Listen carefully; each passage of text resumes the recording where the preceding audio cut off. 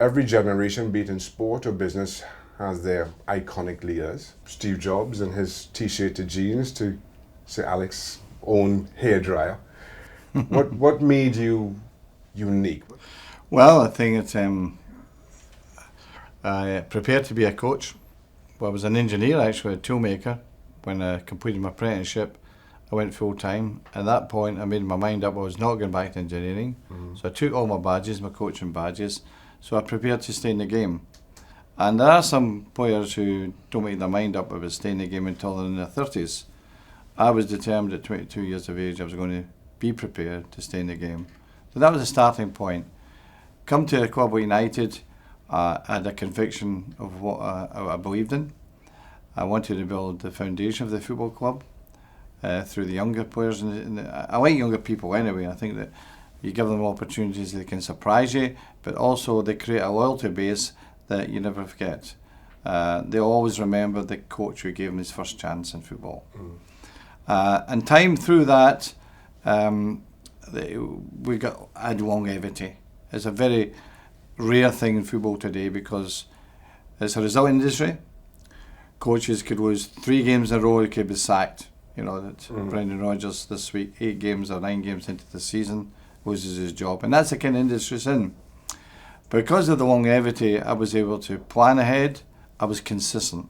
The consistency is a really important issue in terms of a football club, that everyone understands the same guy walking in that door, the same coach is going to be there all the time. It eradicates confusion. There's no changes of personnel all the time. When a new coach comes in, he brings his own staff in. He loses his job again, another staff comes in. So that inconsistency is not healthy.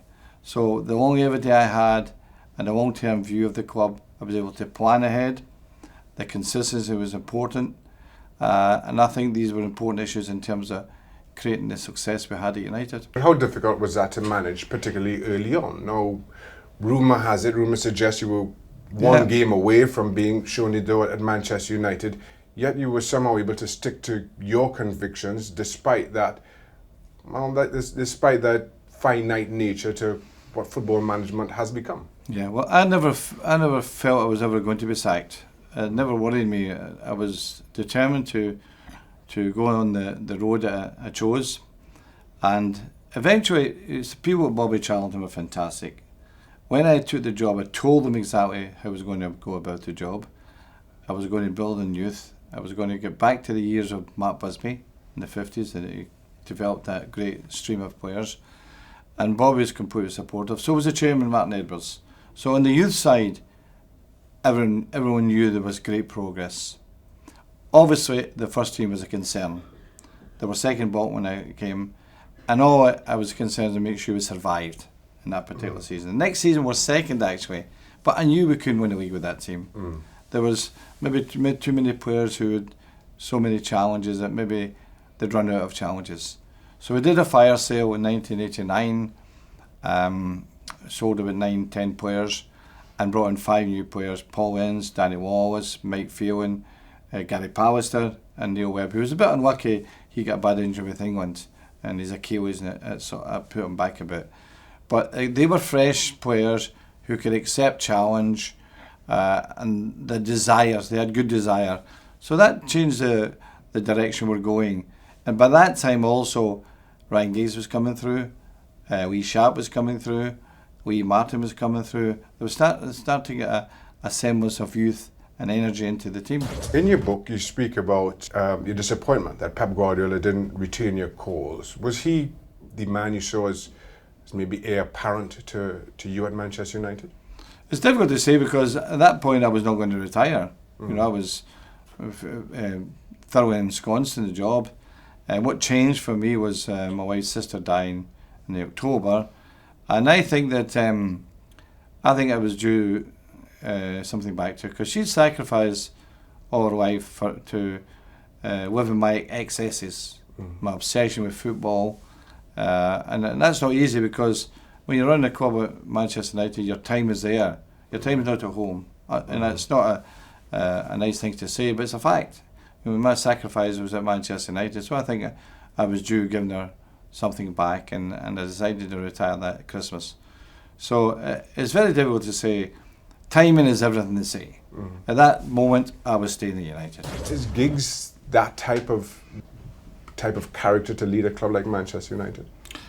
I think time will tell that, of course, but I think he has a fantastic coach. He's a very intelligent boy. He's very dedicated. He's sacrificed a lot, Ryan, throughout his career. But the situation, and this applies to all the players I had, I used to encourage them to take their coaching badges early. So they all did. So Ryan, Gary Neville, Paul Scholes, Nicky Butt, Phil Neville, Andy Cole, Dwight York, Quinton Ford, they all went to the badges. But I would never ask them to quit the game of football to go into management. Playing is the best time of your career. So Ryan played on to his 40 years of age, Paul Scholes to 39. Now I was proud of that. The decision they can take after that, because they've got all that experience, have been under me for such a long time, does help them to go into a coaching career. Now Ryan's wearing off Louis van Gaal at the moment. According to Louis, he's not going to be staying a long time. Although I have to say about this, when you're at United, what you think doesn't necessarily happen, because you get the bug. You get integrated into the fabric of that football club very easily. And he says he's going to retire next year. I don't know. But if so, then Ryan Giggs, and he said himself, he's perfect for the job. An intriguing player, Wayne Rooney. I don't think anybody has challenged Wayne Rooney the way you did as manager, and got the response that you did out of him. And now he's having a bit of a tough time again as well. What do you make of what's happening to Wayne right now? Well, people hit form. I think strikers are the most, how do you put it, up and down performers of all. All the strikers I had, everyone was relied on their confidence. When they were scoring, they think they can never stop. When they're not scoring, they think they're never going to get a goal. And it's a fact. When I was a striker, and I thought I was the same. I went a period of 2.5 months not scoring a goal. You know, and my dad used to say, make sure you hit the ball. Don't try to pass in the net. Things like that. And that's what strikers are. Eric Cantona had it, Van Nistelrooy had it, Cole had it. And then the rich seam comes along again, and they're back to normal. And I think we have to wait. I think that will happen. He'll go on the run. Well, thank you very much for watching ESPN on YouTube. For more sports highlights and analysis, be sure to download the ESPN app. And for live streaming, premium content, and let's not forget as well, ESPN FC 7 days a week. Subscribe to ESPN Plus.